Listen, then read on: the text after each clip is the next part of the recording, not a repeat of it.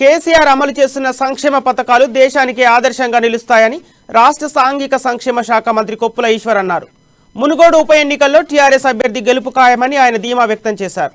ముఖ్యమంత్రి కేసీఆర్ అభివృద్ధి పనులు దేశంలో ఏ రాష్ట్రంలోనూ అమలు కావడం లేదని చెబుతున్న మంత్రి కొప్పుల ఈశ్వర్తో మా ప్రతినిధి Kiran Goud face to face. ఉప ఎన్నికల ప్రచారం ఉధృతంగా నడుస్తుంది. మునుగోడు నియోజకవర్గంలోని బోడంగిపర్తి గ్రామాన్ని ఈ ప్రచారం నిర్వహిస్తున్నట్టు ఇన్ఛార్జిగా ఉన్నటువంటి కొప్పుల ఈశ్వర్ గారు మనతో ఉన్నారు. సార్ చెప్పండి, మునుగోడు ఎమ్మెల్యేగా గెలిచిన తర్వాత కాంగ్రెస్ పార్టీ ఎమ్మెల్యేగా ఉన్నందుకే ఇక్కడ అభివృద్ధి జరగలేదు, దాని కారణంగా నేను బీజేపీలోకి పోయినానని రాజగోపాల్ తరఫు బీజేపీ శ్రేణులు ఆరోపిస్తున్నాయి. దీనిపైన మీ స్పందన ఏంది? రాజగోపాల్ రెడ్డి పార్టీ మారడానికి ప్రధానమైన కారణం ఒక్కటే. ఇది ప్రపంచమంతా ఇలా కూడై కూస్తున్నది. 18,000 కోట్ల కాంట్రాక్టు దక్కించుకోవడానికే పార్టీ మారింది తప్ప ప్రజల మీద మమకారంతోటో ప్రేమతోటో పార్టీ మారలేదు.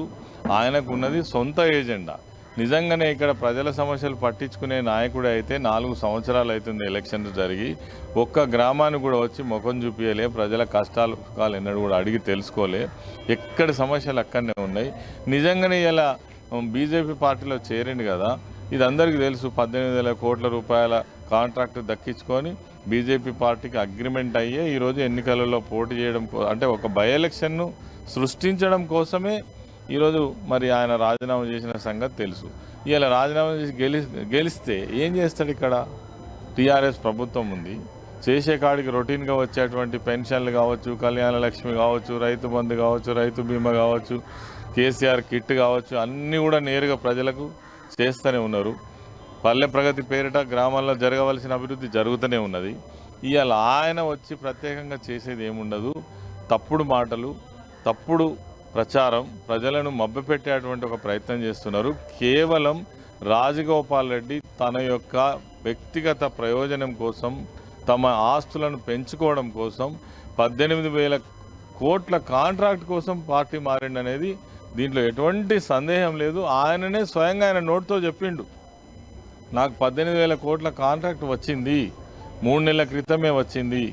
ఆయనే చెప్పిండు, నేను చిన్న కాంట్రాక్టర్ను, ₹1,00,000 కూడా బయటికి వెళ్ళి తెచ్చి ఖర్చు పెట్టుకుంటామండి అని ఆయననే చెప్పిండు. మేకంత పెద్దోళ్ళం కాదు అని చెప్పిండు. 18,000 కోట్ల కాంట్రాక్ట్ రావడం అంటే పెద్దోళ్ళ చిన్నోళ్ళ? ఇది ప్రజలకు అర్థమైంది. కొన్ని గ్రామాలలో అడ్డుకుంటున్నారు, మా ఊరికే రావద్దని చెప్తున్నారు. కాబట్టి ప్రజలు చైతన్యవంతులు. నువ్వు ఎన్ని డబ్బులు వంచినా ప్రజల మనసును మాత్రం దోచుకోలేవు. కేసీఆర్ గారు ఈ ప్రాంతాన్ని ఆదుకున్నటువంటి మహా ముఖ్యమంత్రి. తెలంగాణలో ఉన్నటువంటి ఏదైతే నల్గొండ ఫ్లోరైడ్ బాధితులకు ఒక రక్షణ కల్పించినటువంటి నాయకుడు కేసీఆర్ గారు. కాబట్టి వారిపైన అపారమైనటువంటి విశ్వాసం ప్రజలకు ఉంది.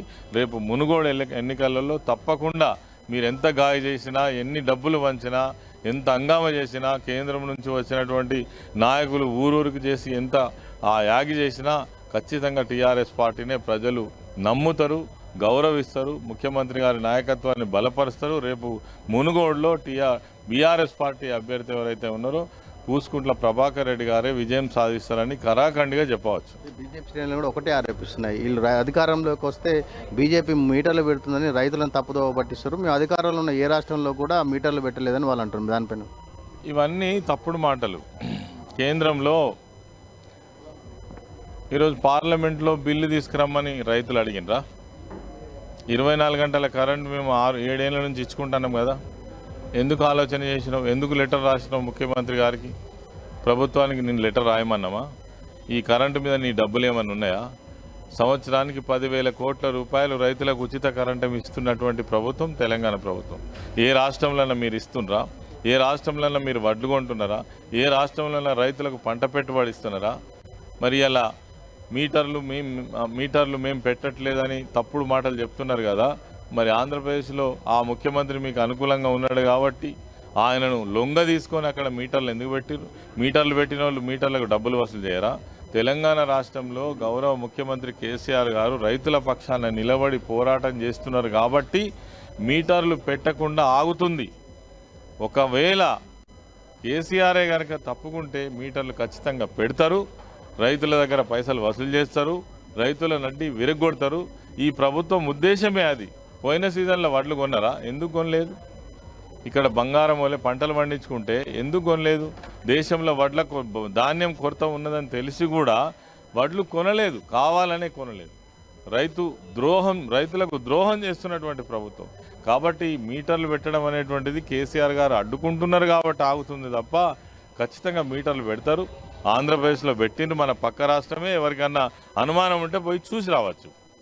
పిసిసి అధ్యక్షుడు రేవంత్ రెడ్డి టీఆర్ఎస్ బీజేపీ ఒకటే అని కూడా కామెంట్ చేస్తుంది. దానిపైన మీ స్పందన? హోరా హోరి కొట్లాడుకుంటూ ఉంటే హోరా హోరి నేనేమంటున్నా కేంద్రంలో ఉన్నటువంటి బీజేపీ ప్రభుత్వం ఈ 8 సంవత్సరాలు దారుణమైన నిర్ణయాలు తీసుకొని ఒకవైపు ప్రైవేటీకరణను ప్రోత్సహిస్తూ ప్రభుత్వ రంగ సంస్థలన్నింటినీ కూడా అమ్మేస్తూ ప్రజలకు అవసరం లేని స్కీములు తీసుకువస్తూ పెద్ద నోట్ల రద్దు లాంటి స్కీములు తీసుకొస్తూ ఇచ్చిన ఒక్క వాగ్దానం కూడా నెరవేర్చినటువంటి ప్రభుత్వం. తెలంగాణ రాష్ట్ర ఏర్పాటు సందర్భంలో చేసుకున్నటువంటి అగ్రిమెంట్ ప్రకారం మరి విభజన హామీలను కూడా నెరవేర్చినటువంటి ప్రభుత్వం. మేము హోరాహోరీగా కొట్లాడుతున్నాం. మమ్మల్ని ఇబ్బంది పెడుతున్న ఈ ప్రభుత్వాన్ని ఇంత గొప్పగా చేసి ప్రజలకు ఇన్ని సౌకర్యాలు కల్పిస్తున్నటువంటి రాష్ట్రం తెలంగాణ దేశంలో ఎక్కడ లేదు. అయినా మా మీద కక్ష కట్టి మరి దీన్ని మొత్తం డిస్టర్బ్ చేసేందుకు అన్ని విధాలు ఇవాళ జిఎస్టీ, మన ఎఫ్ఆర్బిఎం కావచ్చు, లేదంటే మాకు వచ్చేటువంటి నిధులు కావచ్చు, మొత్తం ఆఫ్ చేసి గాలి ఆడకుండా చేస్తున్నటువంటి పరిస్థితి ఇలా మేము ఎదుర్కొంటుంటే బీజేపీ టీఆర్ఎస్ ఒక్కటై మమ్మల్ని చేస్తుందంటే ఇది బఫూన్ ముచ్చట తప్పితే ఇంకోటి కాదు. ఇది ప్రజలకు తెలియకుండా ఏం లేదు. ఒకవైపు ఎంత ఘోరం చేస్తున్నారు ఈ రాష్ట్రంలో, ఎంత ప్రశాంతంగా ఉన్నది. ఒక దిక్కు మొత్తం శాంతి భద్రతలను దెబ్బతీస్తున్నారు, హైదరాబాద్ నగరాన్ని డిస్టర్బ్ చేస్తున్నారు. ఎక్కడికక్కడ డిస్టర్బ్ చేసి రాష్ట్రంలోనే చిచ్చు పెట్టించే ప్రయత్నం చేస్తున్నారు. ఒక్క చిన్న పని కూడా ఈ రాష్ట్రానికి చేయలేదు. ఒక్క మెడికల్ కాలేజ్ చేయలే, అదేవిధంగా ఒక్క నవోదయ స్కూల్ పెట్టలే. కొత్త రాష్ట్రంలో కొత్త జిల్లాలకు ఇవ్వాలని రూల్ ఉన్నప్పటికి కూడా. అదేవిధంగా ఐటీఐఆర్ ప్రాజెక్ట్ ఇక్కడ రావాల్సింది తీసుకుపోయి గుజరాత్ రాష్ట్రంలో పెట్టుకున్నారు. కోచ్ ఫ్యాక్టరీ ఇవ్వలేదు. ఇవన్నీ కూడా మన కళ్ళ ముందర కనబడుతున్న నిజాలు. నికారస్గా కొట్లాడుతున్నటువంటి టీఆర్ఎస్ పార్టీని పట్టుకొని ఇవన్నీ ఈ బుడ్రగాని మాటలు మాట్లాడు కరెక్ట్ కాదు. ఇది ప్రజలకు తెలుసు. ఎవరు ఏంటిది, ఎవరి కోసం పనిచేస్తున్నారు, ఎంత నిజాయితీగా పనిచేస్తున్నారో తెలుసు. మంత్రి కొప్పులీశ్వర్ గారు ఒకటే చెప్తున్నారు, ఏదైతే తెలంగాణ రాష్ట్రము అభివృద్ధి ఎక్కడ ఉంటో టీఆర్ఎస్ పార్టీ అక్కడే ఉంటుందని. 18,000 కోట్లకు అమ్ముడుపోయిన రాజగోపాల్ రెడ్డి ఈ ఎన్నికల్లో తప్పకుండా అపజయం పాలవుతారని, ఈ ఎన్నికల్లో టీఆర్ఎస్ అభ్యర్థి కూసుకుంట్ల ప్రభాకర్ రెడ్డి తప్పక విజయం సాధిస్తారని రేవంత్ రెడ్డి మాటలు బఫూన్ మాటలని మంత్రి తీవ్రంగా విమర్శించారు. చండూరు కేంద్రం నుంచి కిరణ్, అమ్మాని, సుమన్, నల్గొండ జిల్లా ఉప ఎన్నికల